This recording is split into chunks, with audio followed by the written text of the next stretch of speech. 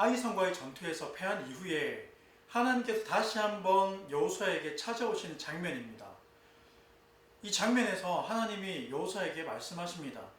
두려워하지 말고 놀라지 말고 일어나라고 말씀하십니다. 지금 우리가 이 말씀을 통해서 여호수아의 상태가 어떤지 우리는 알 수 있습니다. 지금 여호수아가 가나안을 향해서 나아가야 하는데 아이성과의 전투에서 패한 이후에 그의 마음에 두려움이 생겼습니다. 그 결과로 지금 나아가야 하는데 나아가지 못하고 주저앉아 있는 거예요. 그런 여호수아에게 오늘 하나님께서 찾아오신 사건입니다. 오늘 이 여호수아가 실패한 이 아이성은 전에 지나왔던 여리고성에 비해서 규모가 작습니다.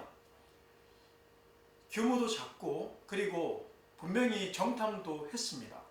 정탐의 결과 많은 수가 아니라 적은 수로도 충분히 이 성을 우리가 점령할 수 있겠다라는 판단을 내렸어요. 그래서 3,000명을 보냈는데 그 전투에서 36명의 사상자가 발생을 하고 그로 인해서 많은 피해를 입게 됩니다. 그러면서 백성들의 마음이 두려움이 찼다 그랬어요. 말씀에 보면 백성들의 마음이 녹아버렸다 그랬습니다. 그러니까 녹아서 물처럼 됐다 그랬습니다. 엄청난 두려움에 빠진 거죠. 여호수아는 지도자가 되고 여리고도 지나왔어요. 더 큰 여리고성도 이기고 왔습니다. 그런데 그에 비해서 작은 이 아이성과의 전투에서 진 거예요.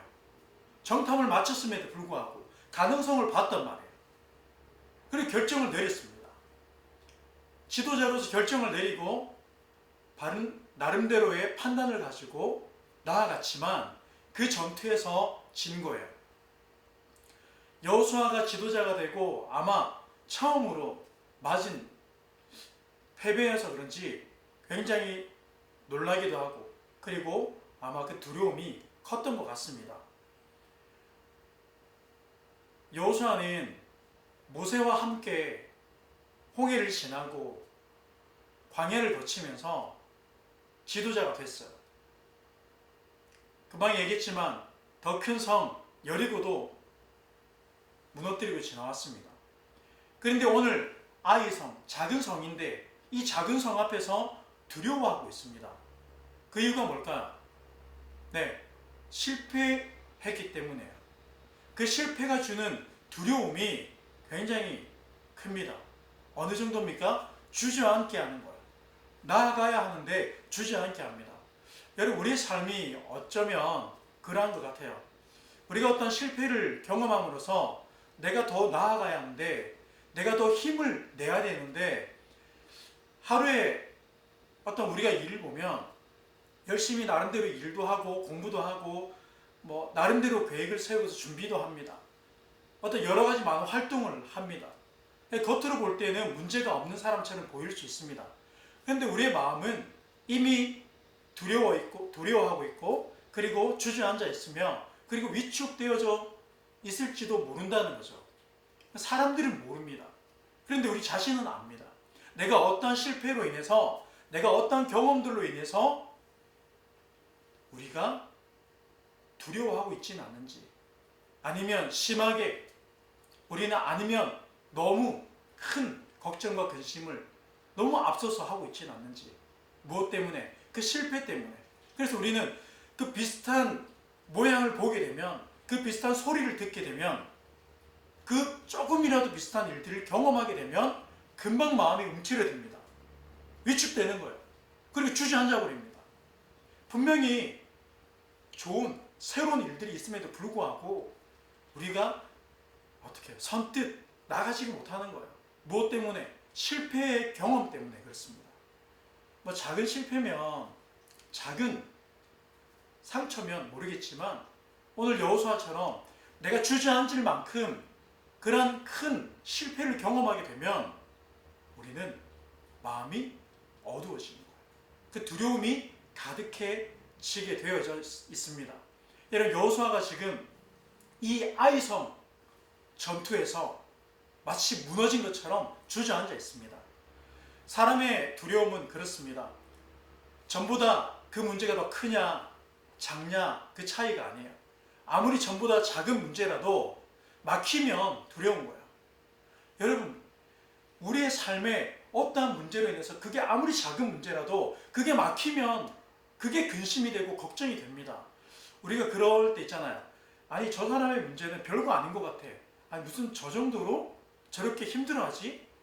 그런데 막상 그 일이 나에게 오면 더 힘들어할 수도 있다는 거죠. 물론 아닐 수도 있겠지만, 전에 비해서 작은 문제지만 우리는 그 문제가 막힘으로 인해서 두려워하게 되고 주저앉을 수도 있다는 것입니다.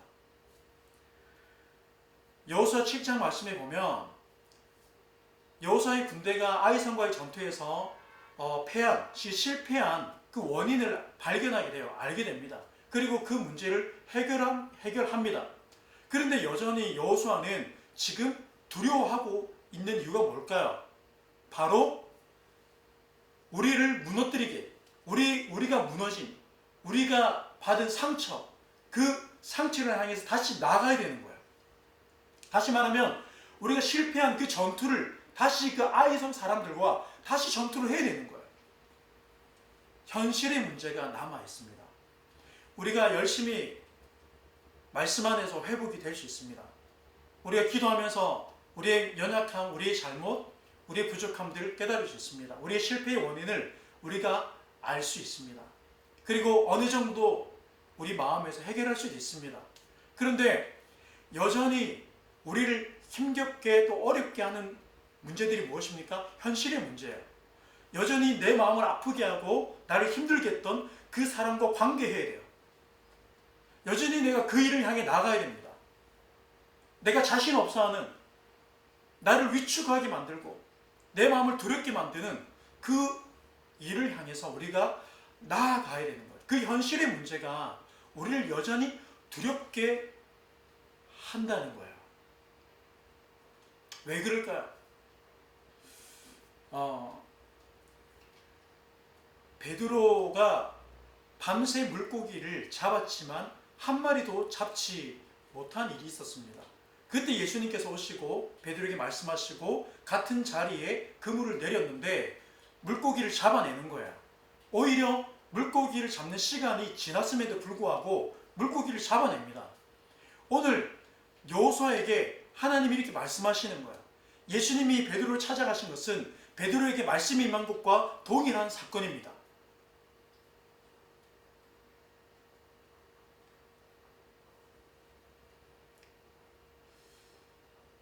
그럼 저의 말을 한번 듣고 오른손을 한번 들어보시기 바랍니다. 네. 네, 드세요. 이렇게 드시면 됩니다. 물론 제 말을 듣고 무슨 손을 난 안 들어, 그런 분도 계실 거예요. 나는 왼손 들어야지 그러면서 왼손을 드는 분도 계실 겁니다. 제가 이런 얘기를 왜 하냐면, 여러분, 아무것도 아닌 저의 말을 듣고도 여러분 오른손을 드는 사람이 있습니다. 이게 말의 영향력이라는 거예요. 우리는 그렇습니다. 아니, 현실의 문제를 해결하는 게 더 중요하지 무슨 위로의 말이 그렇게 중요하냐, 힘내라는 말이, 격려의 말이, 우리 같이 조금 더 견뎌보자, 이런 말들이 뭐가 필요하냐. 당장 내가 먹을 것이 급하고 내 승진이 급하고 내가 그 목표를 이뤄내는 것이 급한데 무슨 말장난하는 것도 아니고. 여러분, 말장난이라는, 말이라는 것은 굉장히 중요합니다.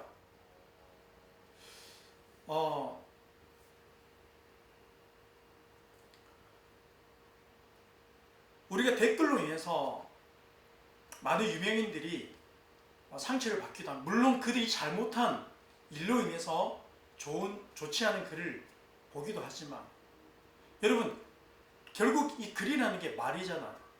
사람의 말로 사람을 죽이기도 하고 살리기도 합니다. 그 사람의 어떤 위치가 이 세상에서, 이 땅에서 그 자리가 높으면 높을수록 그 말이 가진 파워는 어마어마한 거죠. 정말 큽니다. 정말 대단합니다. 말이 아무것도 아닌 게 아니에요. 하나님이 세상을 창조하실 때도 말씀으로 창조하셨어요. 그 말씀 한마디로 일으키십니다. 우리도 지금 수많은 말을 그 말로 살아가고 있어요. 말에 의해서 출근을 하고 일을 하고요. 프로젝트를 만들어내고 결과적으로 물을 만들어내고 어디로 향하고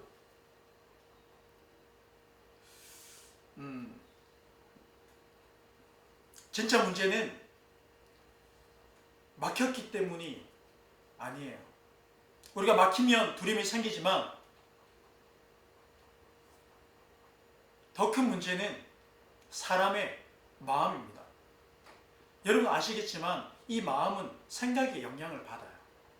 그리고 우리의 생각은 우리가 무엇을 보느냐, 듣느냐, 그리고 우리가 어떤 사회적 경험을 하느냐에 따라서 우리가 여러 다양한 경험을 통해서 우리 사고가 어떻게 해요? 세워지고 때로는 그게 고집이 되기도 하고요. 우리의 마음은 반드시 그 생각을 따라갑니다. 내가 어떤 생각, 내가 무엇을 보느냐에 따라서 우리 마음의 상태가 얼마든지 달라질 수가 있습니다. 결과로 우리의 마음이 달라지면 행동도 달라질 수 있는 거죠. 그래서 마음의 힘을 얻으면 우리가 집안도 확 바꿔버리잖아요. 싹 바꿉니다. 근데 마음의 힘을 잃어버리면 쓰레기 하나 줍기도 싫은 거예요. 그게 너무너무 힘들어요. 종이장 하나 드는 게 뭐가 힘들다고. 그런데 그게 하기가 싫은 거예요. 왜? 왜 그렇습니까? 마음 때문에. 마음이 상하면, 마음이 주저앉아 있으면, 우리의 마음이 움츠러들고 위축되어져 있으면 우리가 두려움 가운데 있다는 증거입니다. 문제가 전보다 더 크냐 작냐가 아니라 진짜 문제는 사람의 마음이다 그랬습니다. 여러분 우리의 마음은 생각을 따라갑니다. 내가 지금 그 실패를 계속 보고 있으면, 내가 경험한 그 실패, 나의 아픔을 계속해서 보고 있으면 우리는요 계속해서 무엇입니까? 두려워하게 되는 거, 위축되어져 있습니다. 겉으로는 아무도 모르죠. 내가 말하지 않는 이상은 모릅니다. 그렇지만 우리의 마음은 알아요. 우리의 상태는 그 증거로 나타나고 드러나게 되어 있습니다. 우리가 어떠한 조그만 일에도 금방 움츠려 들게 됩니다. 우리의 잘못된 생각을 고쳐내야 된다는 거예요. 다시 말하면 우리가 바라보는 것을 바꿔야 된다는 것입니다. 여러분 지나갔어요. 아이성과의 전투에서 그 실패는 지나간 겁니다. 우리가 그 아이성과의 전투에서 졌기 때문에 그들과 싸우면 또다시 진다는 증거가 그런 여러분 확률이 어디 있습니까? 우리가 한 번의 실패를 100으로 잡습니까? 절반으로 잡습니까? 우리가 10번 실패해도 또다시 나아갔을 때 우리가 이기고 돌아올 수도 있다는 것입니다. 우리의 잘못된 생각을 고치지 않으면 우리의 마음을 바로 세울 수가 없습니다. 우리가 여전히 그 실패를 묵상하고 있다면 여러분 우리의 마음은 더 무너진 상태로 있는 거예요. 여러분 이 실험 아시죠? 바벨에서 한 공기에는 좋은 말을 하는 거예요. 좋은 글을 막 써놓습니다. 한 공기에는 나쁜 말, 좋지 않은 말들을 막 쓰는 거예요. 한 달 후에 결과를 보니까 둘 다 곰팡이가 일어났는데 좋은 말을 썼던 공기에는 좋은 곰팡이 균이 발생을 하고 또 나쁜 공기에는 좋지 않은 곰팡이 균이 발생한 것을 우리가 잘 알고 있습니다. 이런 실험 너무 많이 있잖아요. 이처럼 말이라는 것은 굉장히 중요합니다. 여러분 우리가 그 생명을 이 온 우주 만물을 창조하신 하나님의 말씀이 여러분 여기 있습니다. 이 성경에 있습니다. 여러분 하나님의 말씀을 가까이 하시기를 주님의 이름으로 축복합니다. 여러분 가만히 한번 생각해 보세요. 제가 전에 설교에서도 말씀드렸지만 우리가 예배하기 전과 예배하고 난 후에 우리의 마음의 상태를 한번 여러분 가만히 한번 생각해 보세요. 우리가 예배하기 전에 그리고 예배하고 난 후에 현실의 문제가 똑같이 있어요. 그렇지만 말씀을 듣고 난 후에 우리의 마음은 달라집니다. 그런데 한 번의 예배로 끝내지 마세요. 그 예배에 그 말씀에 그 생명을 더하시기를 주님의 이름으로 축복합니다. 그럼 잠언서 말씀처럼 하나님의 말씀은, 여호와의 말씀은 무너진 우리의 생각과 마음을 일으키신다고 말씀하고 있어요. 그럼 주의 말씀은 내 발의 등이요 내 길의 빛이라 했습니다. 우리가 말씀이 아무것도 아닌 게 아니에요. 현실의 문제가 당장 누가 내게 더 엄청난 돈을 주는 게 굉장히 커 보이죠. 지난번에도 말씀드렸지만 성을 빼앗은 자도 마음을 잃어버리면 그 빼앗은 얻어낸 성을 다시 빼앗길 수 있는 거예요. 그런데 마음이 무너지지 않는 사람은 반드시 모든 것을 일으킵니다. 다 회복시키는 거예요. 지난 말씀에 다윗처럼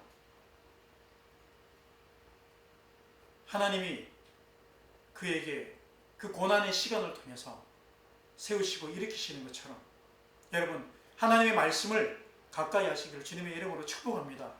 여러분 유튜브에 보면 얼마나 좋은 말씀들이 많습니까? 그리고 여러분들이 다니는 교회 목사님 말씀들 얼마나 좋습니까?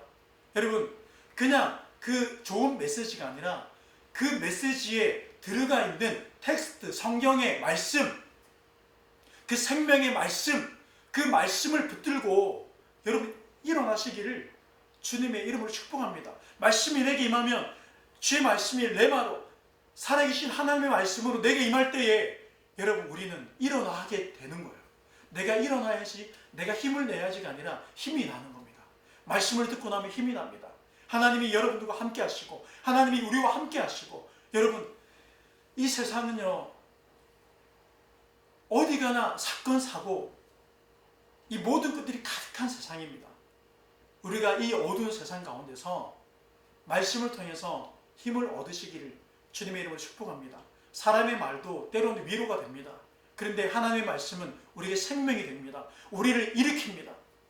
우리를 나아가게 합니다. 나를 실패하고 나를 무너뜨렸던, 우리를 아프게 했던 그 실패의 아이콘, 그 아이성을 향해서 우리가 돌파하는 그 문제를 향해서 나아갈 수 있는 그 힘이 어디 있습니까? 주의 말씀에 있다는 것입니다. 생명의 말씀, 하나님의 말씀, 그 말씀이 저를 일으키고 여러분들을 일으키고 우리 모두를 새롭게 하실 줄 믿습니다. 여러분 말씀을 통해서 내가 힘을 얻어야 되는 거예요. 부모가 힘을 내면 아이들도 자녀들도 힘을 얻습니다. 가르치는 자가 힘을 얻으면 배우는 자들도 힘을 얻습니다. 앞선 사람이 힘을 내면 따르는 많은 사람들도 힘을 얻게 되어져 있습니다.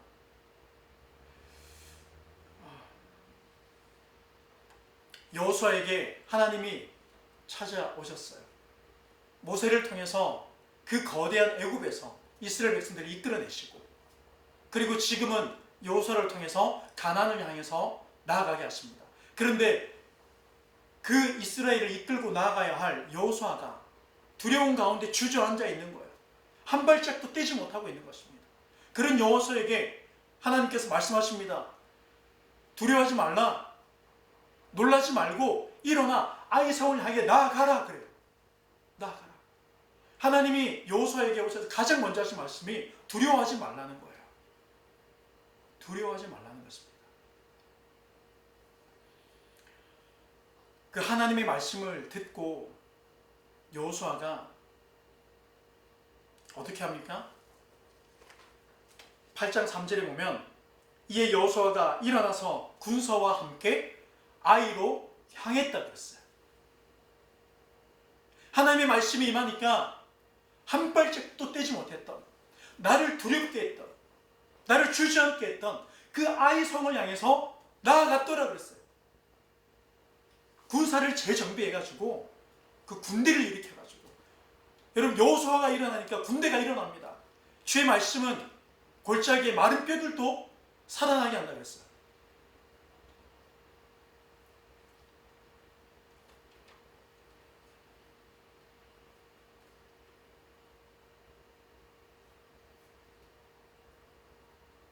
문제는 세상이 강한 것이 아니라 우리의 마음에 두려움이 생겼다는 것이 문제입니다.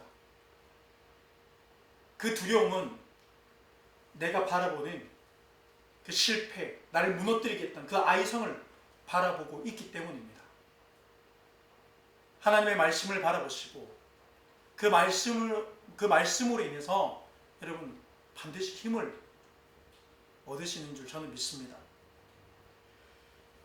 하나님의 그 부르신 가운데 우리를 이 땅에 있게 하시고 또 우리를 살아가게 하시는 우리의 일상을 살게 하는 여러분 그 주의 말씀을 붙드시기를 주님의 이름으로 축복합니다. 믿음의 가치는 나에게 있는 게 아니에요. 믿음의 가치, 그 믿음의 가치는 믿음의 대상에 있는 것입니다. 많은 사람들은 우리의 신앙과 우리의 믿음의 가치를 우리의 모습을 보고 판단하려고 합니다. 세상은 그렇습니다. 그렇지만 우리가 믿는 대상, 나에게 능력이 있는 것이 아니라 여러분 우리에게는 소망이 없죠. 우리는 연약합니다. 지금 힘을 얻었지만 또 무너질 수도 있어요. 그렇지만 여전히 우리를 힘있게 하고 여전히 우리를 일으키시는 그 전능하신 하나님, 그 말씀이 우리에게 임할 때에 능히 우리를 구원할 만한 그 능력, 우리가 믿는 그 대상에 우리의 믿음의 가치가 있습니다. 여러분들이 저를 보면 실망할 수도 있습니다. 더 큰 낙심을 가질 수도 있어요. 그렇지만 이 말씀을 통해서 하나님을 바라보시기를 주님의 이름으로 축복합니다. 말씀을 가까이 하시기를 주님의 이름으로 축복합니다. 한 번의 예배로, 한 번의 말씀으로 그치지 마시고 그 말씀이 더 큰 말씀으로 될 때 우리가 아이성을 바라보지 않고 이제는 말씀을 바라볼 수 있는 그때까지 여러분 여호와의 말씀, 하나님의 말씀을 가까이 하시길 주님의 이름으로 축복합니다. 그래서 여러분 우리의 일상을 살아내시고 우리가 무엇을 꼭 더 나아가야 한다 그 말이 아니라 여러분 말씀으로 힘을 얻으시고 우리가 맛있는 음식을 먹으며 아 맛있다, 좋은 것을 보면 와 좋구나, 만났을 때 즐겁게 이야기할 수 있고 함께 하나님이 기뻐하시는 그 삶을 향해 나아갈 수 있기를 주님의 이름으로 축복합니다.